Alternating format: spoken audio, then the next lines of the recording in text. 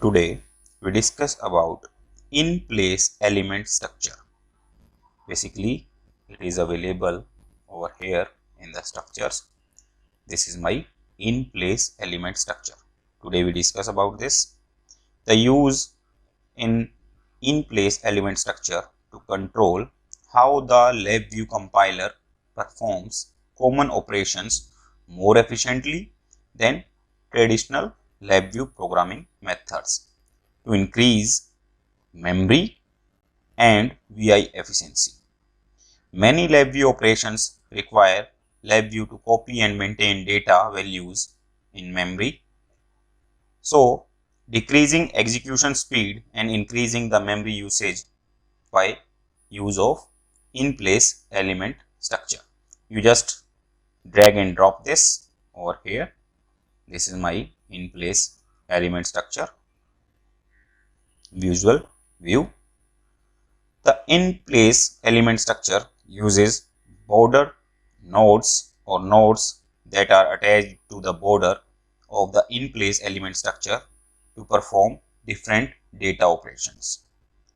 When you move or delete a border node, LabVIEW automatically moves or delete the corresponding nodes on the opposite side of the structure.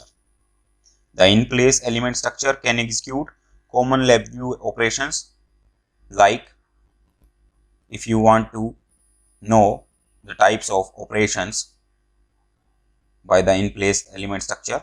As you see over here, there are different operations like add array index, replace element, add array split, replace subs array, add unbundle or bundle elements, add waveform unbundle or bundle elements, add variant to or from element, add in place in out element, add data value reference read or write element, add variant attribute get or replace, add map get or replace value.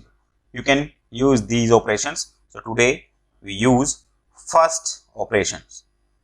So let's say I have a blank array in my system.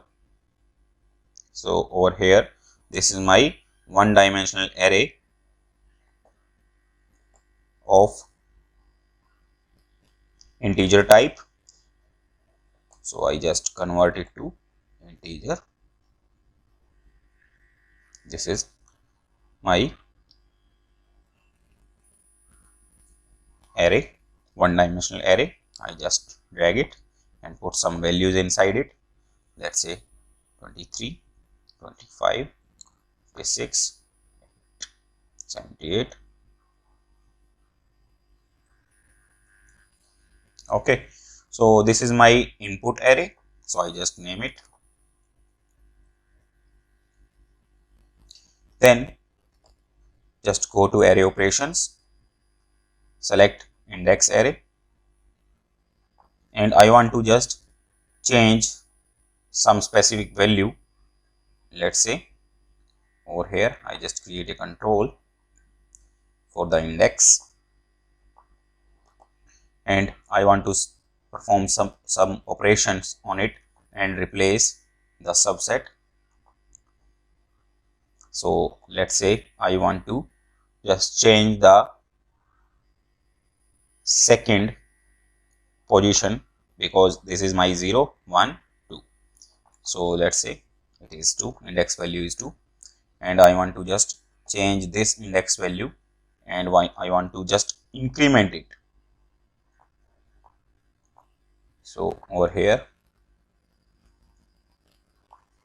and this is the value, and I just connect this to index because I want to replace it, or I want to just increase the second value by 1, and over here this is my input, and over here I get the output.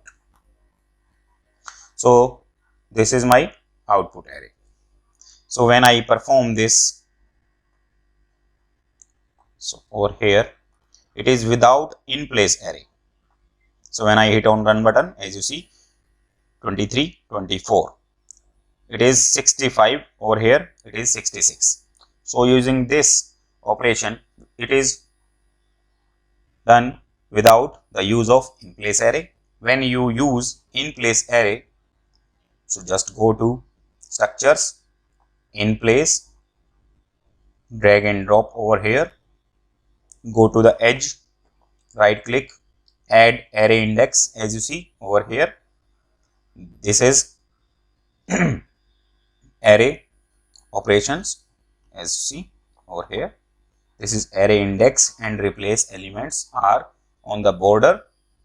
So just connect this one to the input, because input is same, the indexing value is same, and the operation performed is also same.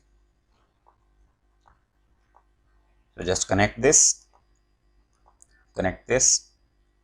So over here I just create a indicator. This is my output 2.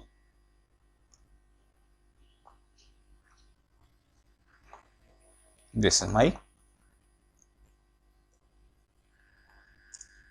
okay. So when I hit on run button again, the operation performed is same. So as you see over here, 23, 23, 24, 24, 66, 66. So this will work same as this. So it will replace in place array, replace this part. So this is how you can use in place array. You can perform different operations, like in this case I just increment it and just I want to perform another operation. Let's say I want to square the value. So just connect this. So again over here also I want to just put square the value operation, as you see. So when you again hit on run button, it will give 4265, 4265. And again if you want to work on third element, as you see, 8864, 8864. This is how you can use in place array, add array index and replace elements. This is for today's. Thank you.